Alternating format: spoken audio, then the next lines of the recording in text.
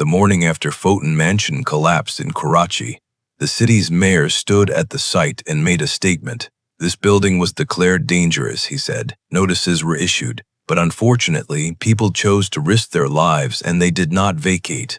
27 people had just died. The mayor's explanation was that they chose it. There is a detail the mayor did not mention at that moment. The building had been declared dangerous in 2023. 4 evacuation notices had been issued over 2 years. No one had provided the residents with anywhere else to go.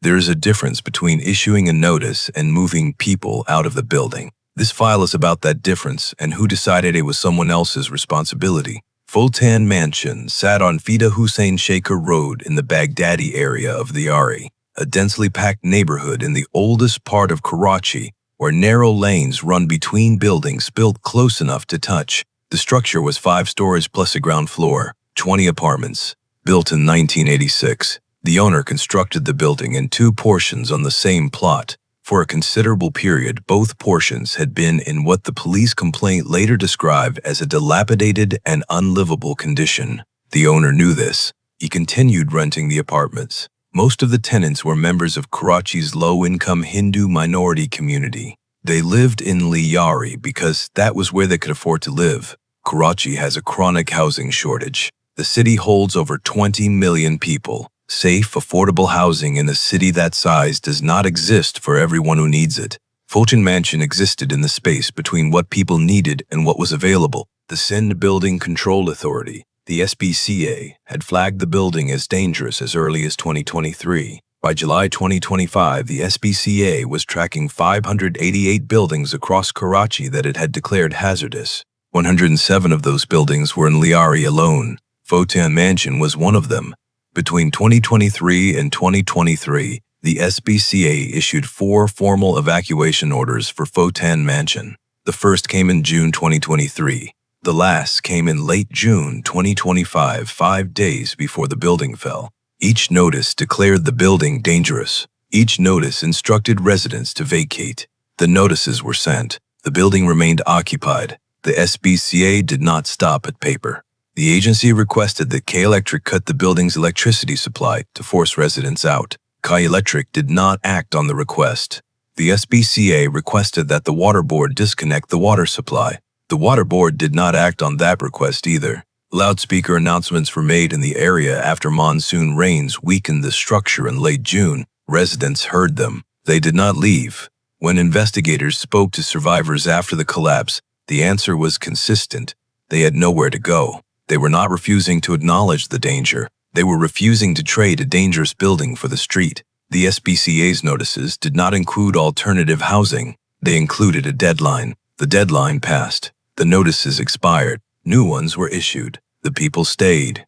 The formal record of what was known about Fountain Mansion begins in 2023, but the criminal complaint filed after the collapse reached further back than that. According to the first information report, the FIR filed with Karachi police, the building was in deteriorating condition for years before SBCA declared it dangerous. The owner was aware. He rented the apartments anyway. The FIR contains one specific allegation about the SBCA officials now facing criminal charges. It states that those officials had been aware of the building's condition over years leading up to the collapse. It states they completely failed to perform their official duties. And it states that they deliberately concealed official records regarding the building's deteriorated condition, not neglected to file them, deliberately concealed them. The SBCA is the agency that issued the 4 evacuation notices. It is also the agency whose officials are now accused of hiding the documentation that would have shown how long the problem had been known.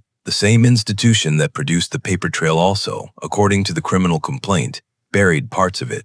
On July 4, 2025, rescue teams arrived in Liari to find a 5-story building compressed into a pile of concrete, in a lane too narrow for heavy machinery to enter easily. Rescue 22 and the Eddy Foundation worked through the night using cranes and manual labor. The operation lasted 3 days. The final body was recovered on July 6th. It was Muharram.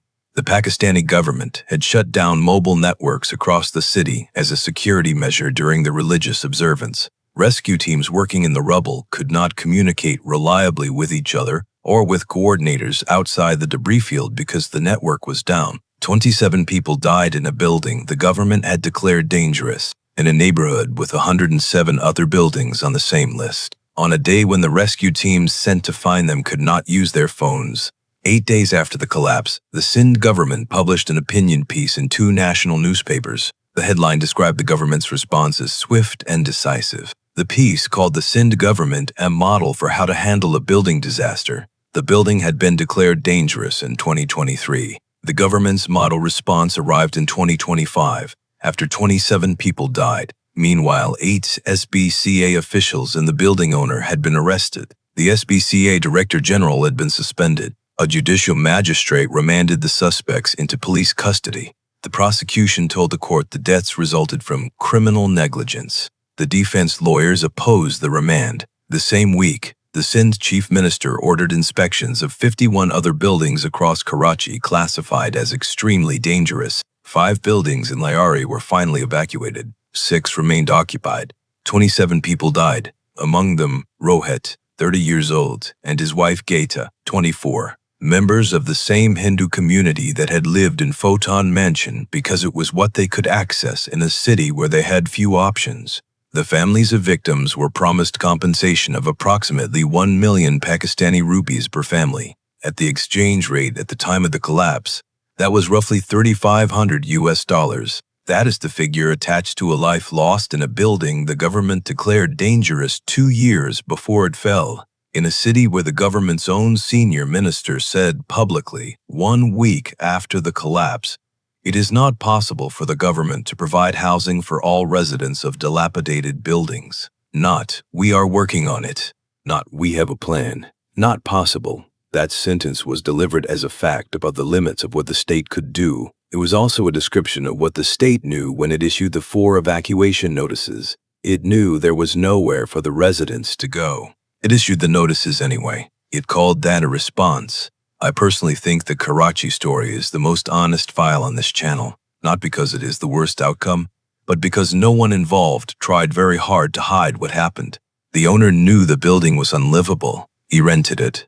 The SPCA officials knew the building was dangerous. According to the criminal complaint, they concealed the records. The government knew residents had nowhere to go. They issued notices to an address with no exit. The mayor stood at the site of 27 deaths and said the residents chose this. None of that required investigation to uncover. It was in the statements made at the scene, in the FIR filed with the court, in the minister's press conference. The accountability gap in Karachi is not hidden. It is stated out loud by officials in the language of policy and institutional limitation. In the week that people are still being pulled from rubble, there is one sentence in this file that I think closes it without requiring anything further.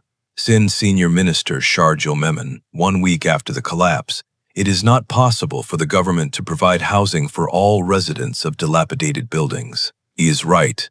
It is not possible, given the scale of what Karachi has built and the rate at which it has grown, for any government to instantly rehouse everyone living in a dangerous structure. That is a true statement about a real constraint. It is also an explanation for why Photon Mansion was occupied on July 4, 2025, and for why the 6 remaining high-risk buildings in Lyari still had people in them when this file was written. After the collapse, the Sindh High Court ordered inspections of all 588 dangerous buildings in Karachi. The SBCA's eviction process came under formal legal review.